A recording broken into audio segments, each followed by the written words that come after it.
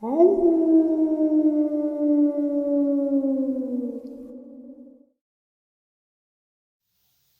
and salutations, everyone. I hope everyone is still doing well, and welcome to today's second upload. Before we jump into it, a quick couple links. As many of you know, I rely on Patreon, PayPal, channel membership, and the merch to help the channel to continue to grow and go. Links to Patreon, PayPal, and channel membership is in the description below. Merch displayed directly under the video. Also, Dogman Frightening Encounters, Volume 1 through 3, the audiobook versions. They were written and researched by Tom Lyons, narrated and produced by me, Jeff Nadolny. Those audiobooks are available on Audible, Amazon, and iTunes, links to which are also in the description as well. And finally, last but definitely not least, if you'd really like to help support this channel to continue to grow and go, simply subscribe. It does not cost a cent. Click that like button, takes half a second. If you don't want to miss out on any of the informative uploads I put out daily, click the bell icon, and folks, please leave a comment and share the video. Why? Well, because all of these things really do help the channel to continue to grow and go. They definitely do matter, and they are appreciated. And with that, I have taken far too much of your time. Let's jump in to today's second upload, shall we? All right, everybody. Today I have a subscriber with us. He goes by the name of D. He is, I'm honored that he was able to come on the show, take some time out of his day. D, how are you? I'm good. How you doing? I'm doing well. Thank you for coming on, and I appreciate the willingness and courage to come on the show and share your encounters with us. It's an honor. My pleasure. My pleasure. I got to get this out. So right now, the only time I may interrupt is if I've got a legitimate question about size or something, but the floor is yours. Okay. I am 53, live in Tampa, Florida right now. I grew up in Massachusetts and would vacation in summers in Maine. From when I was a child up to my mid to late 20s, my parents owned some cottages up there. They would rent, and I had a permanent place up there. And we would go up throughout the summers and on the weekends. This event happened in a place just called Ocean Park, Maine. It's a little cottage town on the beach, just south of Old Orchard Beach. I had previously been on other Bigfoot and Dogman shows with Vic Cundiff. I was on his Bigfoot Experience 199 and Dogman Encounters 296. And those experiences all happened in this little town from the time I was 11 until my mid-20s. I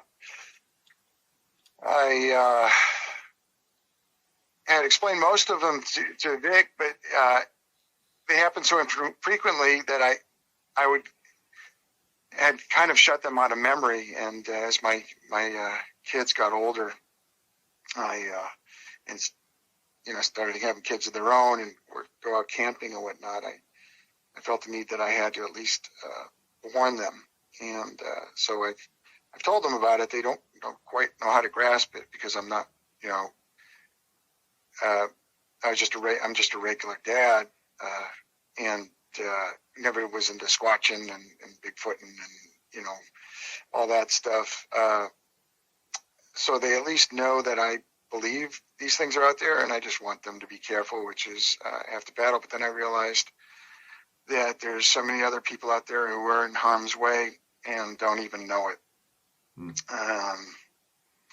So in the Dogman encounter I had in '94, I was being stalked by a juvenile dogman and had run into it with a larger dogman. I don't know if it was a female or a male, but it was 10 feet tall. Wow. And it had the juvenile that I saw I was walking the tracks from Old Orchard into this town, and the last house before I hit my town, where there's nothing but brush, in the backyard, there was a being 5 to 6 feet in the air, full moon. I could see a silhouette, arms, legs, and head, making itself through the brush to meet me as I was going to head over the tracks. And my first thought was that this is some crazy person, because all they had to do was go down the driveway to go down the street. And here it is trying to meet me at an angle through some of the thickest brush, and it was tearing it up pretty well to meet me there if I kept going. So I ended up going around, walking the streets and coming down almost to my house. And at the end of the street, there was all a bunch of brush. There's a little park there, called Guild Park. It's a little triangle of woods. And my friend's house is right behind it. I heard a growl again. This thing, the large one, the 9-10 footer, stuck its head out 9-10 feet in the air. I didn't know what it was. I thought it was a dog up in a tree. Started walking toward it. Like, hey, buddy, you okay? I'm trying to figure out how this dog got up in a tree. Thinking out, and it cocked its head and was like, what's this? You know, like dogs do. Like, what? And started looking around, cocked its head back, looking around behind me and stuff. I don't know if the cottages, everybody in this town, they go to bed. They're all families that rent. And so they go to bed at like 9 o'clock when it gets dark. And there were some lights on. I don't know if people were looking out the window when they heard me, because if you walk down these streets, my father would always get on my case with my friends when we have a group of teenagers or 20-year-olds who were out, run down to the beach, and then we're real loud walking down the streets. People would complain because we'd wake up their children. So me having this interaction with this being, I don't know if someone was looking out the window and it saw them or what, but it ended up turning to its left, my right, and snarling. It was the only aggressive thing that happened, snarling at something back in the woods. I'm assuming it was this juvenile, because it was a smaller being. And then it went back, and then I went up around the woods and then went home. Well, shortly, I had forgotten about this, but shortly thereafter, I went to go visit my cousin's place. He has a place on the beach up in Camp Ellis, and this little town which is just south of us in Ocean Park. And I remember walking down Temple where I lived and taking, where was I?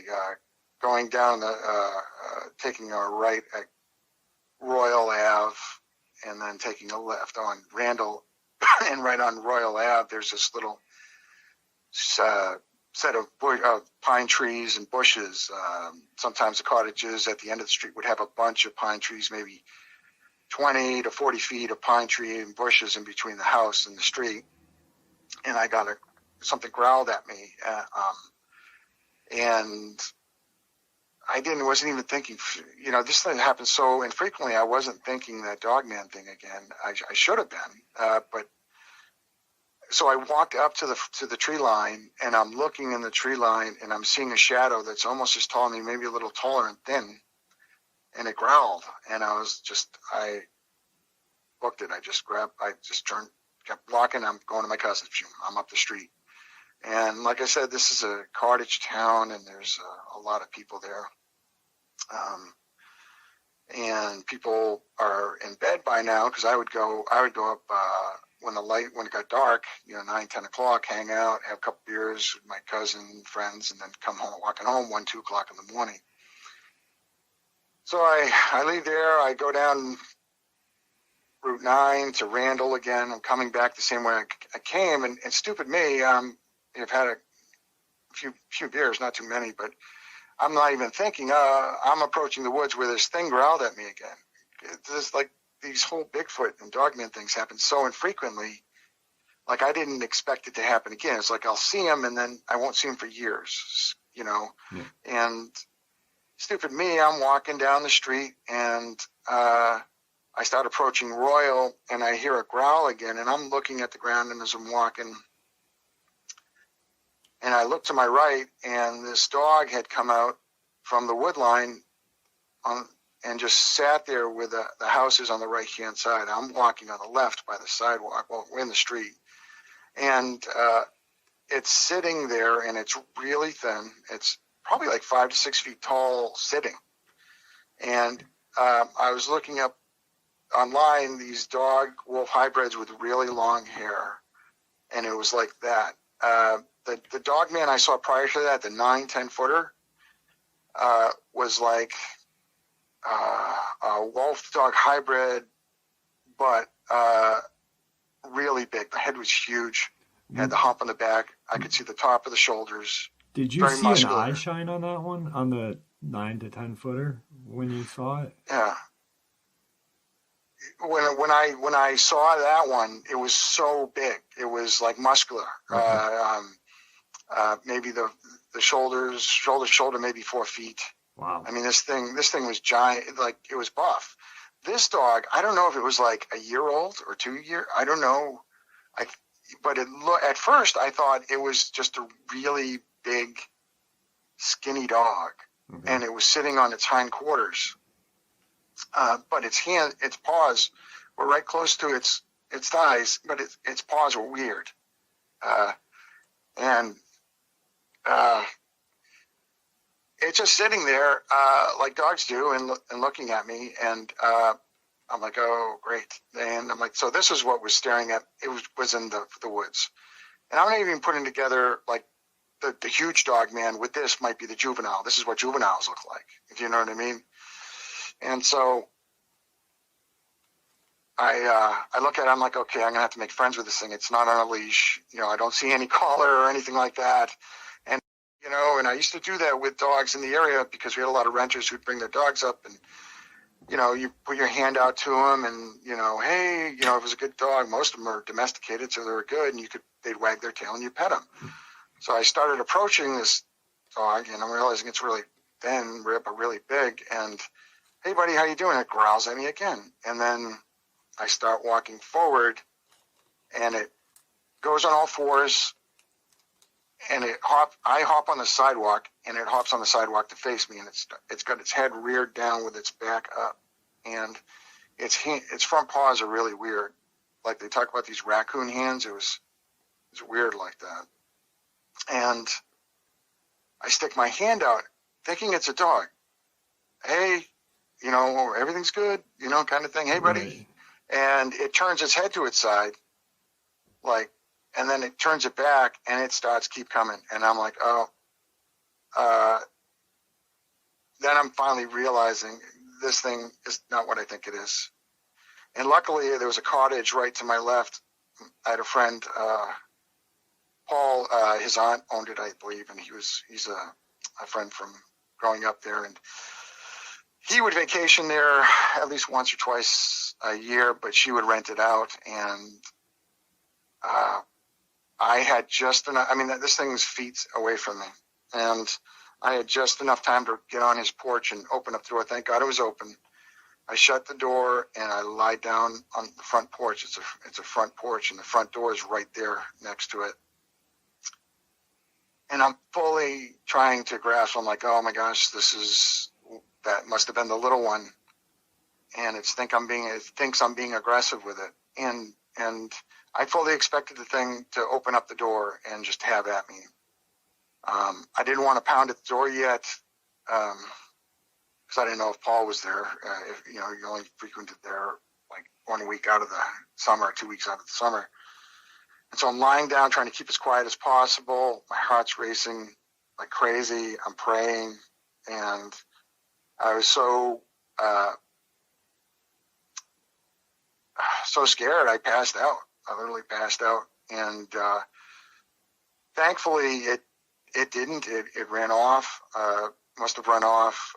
And at 6 a.m., whoever was renting came down, and the guy, the wife had got her husband out there, and he grabbed me, and he's like, "Hey, what are you doing here?" And I'm like, "I'm sorry, this is my friend Paul's place. You're renting here. I apologize. There's some dog chasing me." And, I wasn't going to tell him some werewolf chasing me or anything like that. Right. And he's like, "No, get out of here." And I'm like, Oh, thank God he didn't call the cops. I would have gotten in big trouble and everything. But I lived right down the street, so I was able to run home. Anyway, so so that was, that experience. And, when we would walk at night, generally it was a group of us. We'd have friends, and we'd never try to walk alone because the place, we always, it was creepy. People didn't want to walk by Guild Park alone. You could hear stuff in the woods walking around in Guild Park, and that's, where, I ran into a Bigfoot with my friends, and at least more than one occasion there. And so, I've been praying to God to try to remember these things. I totally put this event out of my mind. It's hard to explain, but when you have these experiences and you try to tell people about them, especially your family and others, and they just tell you, look, you can't tell anybody you've seen these things. They'll think you're crazy. I'm not sure if I believe you, even though they're family members who know you wouldn't lie to them about this kind of thing. And so for me, I learned to just, okay, I'm not going to go in the woods at night. I'm not going to walk alone in the woods at night, but I'm going to get this out of my mind. And it's my coping mechanism, I guess. So I was just trying to remember that. And then there was one other Bigfoot experience where we went down West Grand, Route 9 to Old Orchard, and we actually got right to Old Orchard with a bunch of my friends. I think there's a mini golf on the left-hand side there now. And there's a restaurant that used to be there. My friend used to work in. And my friend looks over, and I'm like, what's going on? And he's like, there's a Bigfoot in their dumpster. And this is Old Orchard Beach. Nothing but people walking up and down the side. You wouldn't believe it. And I was like, what? And this is not a Bigfoot guy. None of us were Bigfoot guys. We were just kind of like, what? And I looked over, and his brother and his friends were like, you're crazy. And I'm like, what, dude? And I started running after it, and it booked right behind there's the railroad tracks, and it went right on the railroad tracks. I ran up to the railroad tracks, and it was like 50 yards ahead of me, 50 yards ahead of me. And it was all black, and it wasn't as big as the alphas that I saw that were like 10 to 12 feet. This thing was like my height. And I'm running, it's running, and it turns around, and it does a scream at me. And I just wanted to see it. I wasn't trying to run it down or anything. And I was like, I heard that scream, and I was like, whoa, I'm out. And I turned around and ran back to my friends, and I'm like, yeah, so-and-so was right. It's something. It's black, it's hairy, and it's pissed. And they're like, you guys are crazy, kind of thing. But that was the other event that I had forgotten. So, yeah, they're up there. If you've been in that area, you probably think I'm a liar. But, I had to get this out only because there are a lot of people, it's a quiet little town. You think you're safe. And people walk around late at night when the lights are on and stuff like that, but these things are out there. Excuse me. And I just had to get that out because you hear these stories that Jeff's talking about in the newspaper with these events where quote unquote pack of dogs had mauled somebody, and not that I think all these dogmen are out to maul humans, but I think they'll take the opportunity if they can find it. And even if you think this is a form of entertainment or you find this entertaining and you haven't experienced these things, I just want to warn you that, we're not the apex predator on this planet. There are things bigger and badder, and you need to be very careful. Well, I hope you don't run into a situation like this, but I'm hoping that people will take enough care, excuse me, to avoid getting themselves in a situation that they can't get out of. Excuse me. And, when I ran into this juvenile, the only thing I can fathom is that these beings are all about being an alpha predator, and if they feel challenged in any way, they have to address it. You hear stories where people take a pot shot at them, and then they drive home, and then the things in their backyard tearing their dogs to pieces because it feels like you went to its home and disrupted its life, and it's going to come find you. Well, I think they also have the attitude that the alpha reigns and you need to be tough, the survival of the fittest kind of thing. And if they feel challenged at all, they're more than happy to pick a fight. I think that's kind of what this juvenile did. I think it was confused because I was trying to be friendly and sticking my hand out, telling me, thinking it's a really tall, thin dog, and then realizing it's got hands, like raccoon hands. And like, oh crap, this was the one that was tracking me the other day and had led the 9-10 footer to me. And maybe he wasn't satisfied with the way the 9-10 footer dealt with it by just leaving me alone, and thought, well, I'm going to address this guy, and if he addresses me back, the game's on. That's the way I felt. I mean, it sounds weird, but I honestly think this is the way these things operate. I think they're very, very animalistic, but they're very, very smart. They're not quite human, not quite dog, but they're very territorial. And, I think it took it as me retreating and hiding as sufficient, like, okay, I'm still the badass. I'm going to leave him alone kind of thing. Right. But that was it. So. Well, I appreciate you taking, the time, like I said. Just one couple quick questions on when you were face to face with it, and you had your hand down, like, to coax it over to, say, hey, I'm friends with you. Yeah. It was dark out, obviously. Now, people say they see a amber color or a red color. Were you able to see an eye, or was it just black? It wasn't reflecting. Visually? It wasn't reflecting light. Okay. I didn't have a flashlight on it or anything like that. Right. Just like the big one, I don't remember the eye color or eye shine. I think it looked just like a regular eye. A lot of people say they see these amber eyes. Yeah. That's why I thought the big one was just like a regular dog. I could have, I'm guessing it was just normal color eyes. And this one was no different. It was black with some brown and longer hair. I don't know if this particular breed grows in it just kind of sorts it. It doesn't look so shaggy, or maybe there's some that have long hair. I don't know. Right. But that's why I thought it was just a regular dog. Like I said, it was approaching me slowly, ears back, growling, fangs, mouth up, fangs, and its head was low to the ground, kind of like if you ever see a lioness or lions when they're hunting. Yeah.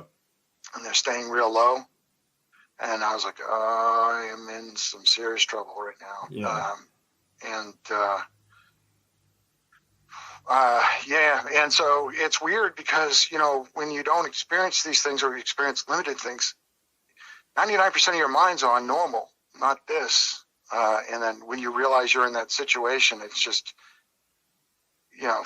fight or flight kicks in, of course. But it's really a hard thing. You end up getting like PTSD and shock. Oh, yeah. Yeah, absolutely. That's why I think I passed out, because my heart was going a mile a minute. I thought, okay, this thing's going to open the door. Yeah. Lying on the ground, it's going to gut me. I'm going to be pounding on the door. They're going to find me ripped to shreds. Yeah, that's a good explanation, because, you've heard people through other encounters that say, hey, I saw this thing out my kitchen window or my bedroom window, and it scared me, and I ended up going back to sleep. Well, it's the shock. People are like, well, how did they fall back to sleep, or this and that?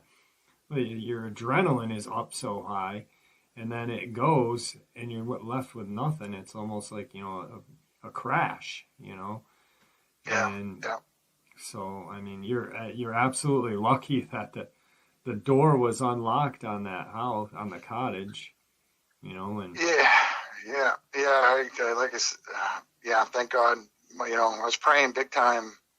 I can't, you know, and that's why another reason I'm doing this. I'm like, if that door was locked, there's a good chance I'd be the pack of dogs guy. You know what I mean? Yeah, exactly. I've run into out there where people had their hunting dogs that got loose, and they easily tear a person up. You know, you know. But yeah. I mean, I count my blessings. Like, you know, thank God, and literally prayed about it. And it was, you know, from listening to your show and other shows, I've been trying to piece together the whole situation. That's the way I kind of saw it. I just kind of saw it as these things are super uber territorial, and it felt challenged. And you know, because it didn't get me the first time, maybe it knew I would walk around at night visiting friends, and had no problem being like 2 o'clock in the morning, just walk around, be the only person in town up walking around, getting home or whatever. And I don't know if it was following me or what, but maybe it has some kind of thing where it was like, if I growl at this guy and he confronts me, game's on. You know what I mean? Yeah. And that's the way it felt. It felt like as soon as it sat down, it was like chill. And then I addressed it, and then it growled, and, you know, I think it took it as kind of me being aggressive again. And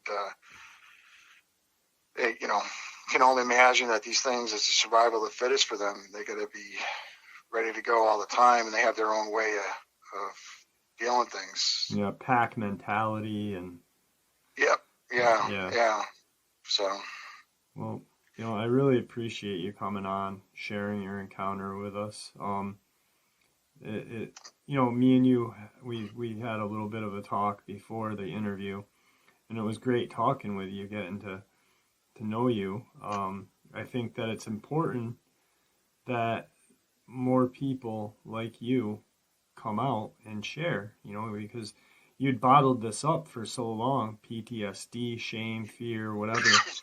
And I think that it's beneficial for other people to hear someone who has had an encounter that's afraid to share it. And that way more puzzle pieces are put into play. Maybe then we'll have that puzzle put together. So. Yeah, at the very least, if there's anyone who's listening who will, in a rural town or in a suburb even, or, you know, and they get that weird feeling like something's eyeballing me and I just can't place it, that they, you know, don't shake it off and be very, very careful, because these things, they're out there and they have no problem going through yards and going through trash and dumpsters and right alongside of us. I think they, you know, maybe even see us as a form of entertainment. Maybe they just like eyeballing us and seeing how we act as humans when we're walking around and whatnot. But if I can get it out there for anybody, that if you're going to go on a hike or a walk, or if you live in a rural area, don't even take putting out your trash or going for a walk lightly, where, you know, you hear too many of these sad cases where a person's out in the middle of nowhere walking and they end up dead. Yeah. And I think these, not all of them, but some of them are opportunists, and they'll, if they can get away with it, and they'll do it. I think they'll do it. Yeah, and right now we're dealing with. I 100% believe that what happened in Texas was an opportunistic kill, you know, and it's a shame that, you know, they're covering these things up, and more people are gonna die, unfortunately, because the news media or the powers that be are not saying, hey guys, be careful. You know, I mean, we can accept that there's bear, we can accept that there's wolves, we can accept there's, you know, eventually we are going to accept that, hey, there is something else out there. You know, there's some sort of land shark, you know, and it's got hair and you know, so you know, it's just, I don't know, but yeah, it's real nice to talk to you, and I appreciate you coming on. I really do.